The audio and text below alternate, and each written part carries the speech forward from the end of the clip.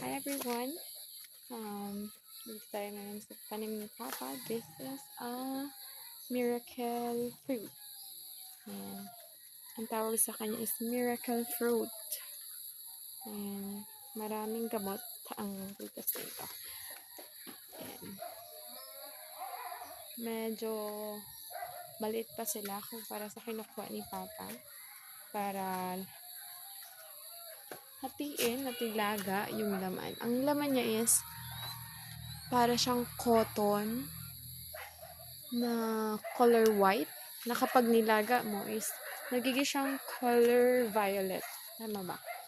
It's color violet. Ayun, marami pa siyang bunga. Ayun. Kaso mataas na kaya hindi ko na siya maabot. Ayan guys. Goodbye.